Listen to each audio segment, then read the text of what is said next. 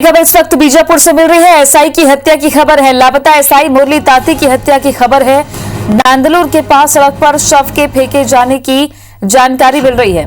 3 दिनों से नक्सलियों के कब्जे में एसआई था, जिसकी हत्या नक्सलियों ने कर दी है, ऐसी खबर निकलकर सामने आ रही है। क्रूरतम अपराध नक्सली लगातार करते आ रहे हैं और एसआई मुरली ताती की हत्या की खबर है। नांदलूर के पास सड़क पर शव के फेंके जाने की जानकारी है। 3 दिनों से नक्सलियों के कब्जे में एसआई था। एसआई जो 2005 में सलवा जुर्म के बाद पुलिस में भर्ती हुए थे और लगातार प्रमोशन मिलते हुए डीआरजी के एसआई बनाए गए थे।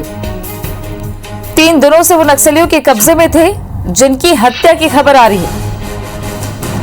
लापता एसआई मुरली ताती की हत्या की खबर है।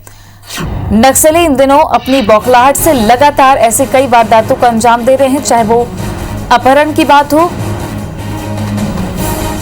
या फिर डीरेल करने की, नक्सली पर्चे फेंकने की, आईडी प्लांट करके ब्लास्ट कर जवानों को निशाना बनाने की।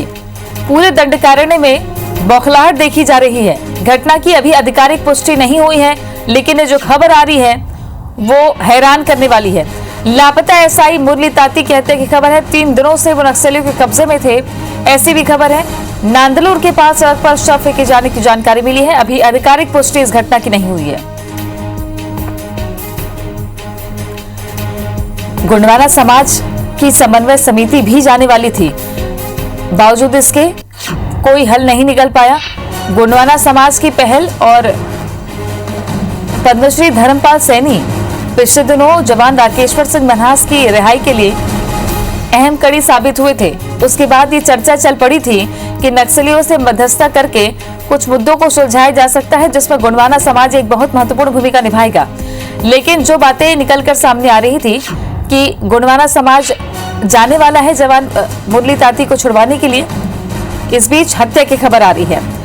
नरेश मिश्रा हमारे सहयोगी जुड़ गए हैं ज्यादा जानकारी के साथ में। नरेश, मुरली ताती की हत्या की खबर। जी हाँ, देखिए खबर आ रही है। कुसुमपारा जगह का नाम है, गंगालूर के नजदीक, जहाँ पर ये शव देखा गया है कुछ स्थानीय लोगों के द्वारा, लेकिन आधिकारिक पुष्टि अभी तक मामले की नहीं हुई है, क्योंकि अभी तक पुलिस वहां पर पहुंची नहीं है। मौके पर एक पर्चा भी मिला है, जिसमें माओवादियों ने इस बात का जिक्र किया है कि 2006 से ये मुरली सलवा जुर्म शुरू होने के साथ पुलिस के साथ शामिल हो गया था और उसके बाद कई जगह पर कई पीएलजीए कार्यकर्ताओं पर हमला करना, उनकी हत्या की साजिश करना, इस तरह के मामलों में शामिल उन्होंने बताया है। और ये वजह एक तरह से बताने की कोशिश की है हत्या की, कि क्यों नक्सलियों ने उन्हें मारा है। क्योंकि गुंडवाना समन्वय समिति जो कि स्थानीय स्तर पर आदिवासियों का महत्वपूर्ण संगठन है और पिछली बार जवान की रिहाई में महत्वपूर्ण भूमिका इन संगठन के सदस्यों की रही थी, और इन्हीं के सुपुर्द नक्सलियों ने कोबरा के जवान को किया था।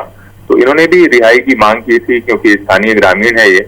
और लेकिन आज सुबह ये तस्वीर सामने आई है। अभी पुलिस मौके पर रवाना हो रही है और 21 अप्रैल से इसे माओवादियों ने अगवा किया था गंगालूर के नजदीक पालनार गांव से। अपने गांव ये व्यक्ति गया हुआ था। नरेश, नक्सलियों की बौखलाहट लगातार देखी जा रही है और अब तो बकायदा वो अपहरण करके हत्या को अंजाम दे रहे हैं। जी हाँ, बिल्कुल। देखिए, पिछले लंबे समय से ये स्थितियां थी। पिछले सिलसिलेवार एक एक करके कई मुखबिरी के नाम पे लोगों की हत्याएं की गई और खासतौर पे एसपीओ या जो सलवा जुर्म के बाद बहुत से ऐसे स्थानीय लोग जो पुलिस फोर्स में शामिल हुए हैं, उनके लिए ये हमेशा ही चुनौतीपूर्ण रहा है कि यदि वो गांव जाते हैं तो कई बार इस तरह से नक्सलियों के हाथ लगने के बाद नक्सली उनकी बेरहमी से हत्या करते हैं। तो ऐसा लगता है कि इस मामले में भी ये लापरवाही हुई कि एसआई जैसे पद तक पहुंचने के बाद लंबे 2006 से पुलिस के साथ है मुरली, और उसके बाद वहां पर जाकर नक्सलियों के हाथ लगने से नुकसान हुआ। और आप बिल्कुल ठीक कह रही हैं कि अब अगर आप देखें कि पिछले 15 दिनों के अंदर अंदर नक्सलियों की तरफ से कई ऐसी हत्याएं, सुकमा से लेकर बीजापुर इलाके में, नारायणपुर में एक सचिव की भी हत्या की गई है। तो इस तरह की हत्याओं का सिलसिला शुरू दिखाई दे रहा है। ये एक तरीके का प्रेशर बनाने की कोशिश इसलिए भी क्योंकि पिछले दिनों दावा किया गया कि ड्रोन से हमला किया जा रहा है, कहीं लगातार सर्चिंग करके हमला करने की बात नक्सली कह रहे हैं अपने पर्चों में।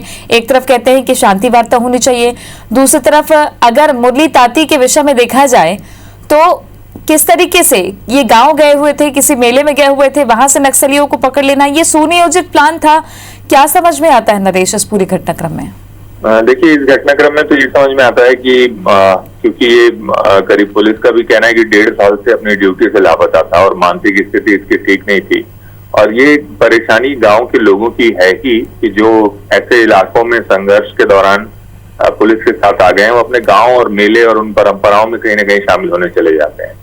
और इन जगहों पर जब भी मेले या ऐसे कार्यक्रम होते हैं तो नक्सली अपने मुखबिर पीएलजीए कार्यकर्ता के रूप में छोड़कर रखते हैं, जो कि ज्यादातर उस इलाके के स्थानीय ग्रामीण होते हैं, जिनके पास इस तरह की सूची होती है कि गांव से कौन कौन से लोग पुलिस में शामिल हो गए हैं, नया कौन सा व्यक्ति मेले में आ रहा है, इस पर नजर बनाए रखते हैं ये लोग। तो जैसे ही अगर स्थिति एसपीओ या किसी सहायक आरक्षक या किसी पुलिस के कर्मचारी को वो लोग देखते हैं तो मौका पाकर पकड़ लेते हैं। इनके मामले में भी यही हुआ और ये पिछले दिनों से जानकारी मिल रही कि 2 दिन पहले ही गंगालूर गया था, 21 तारीख से पहले, और 21 अप्रैल को अपने गांव गया था मेले में, तब इसे पकड़ लिया गया वहां पर। और उसके बाद अब हत्या की जानकारी सामने आ रही है। और आप ठीक कह रहे हैं कि ये नक्सली उन गांवों में जो गांव है वहां पर अपने मुखबिर सामान्य वेशभूषा में बनाए रखते हैं और वो ऐसे किसी भी व्यक्ति को पकड़ लेते हैं और पकड़ने के बाद इस तरह के मामले सामने आते हैं।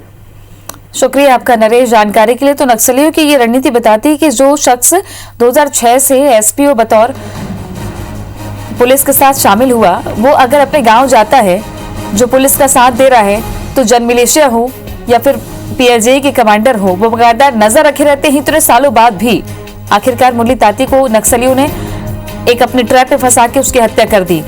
अब देखना है कि पुलिस की तरफ से क्या जवाब आता है।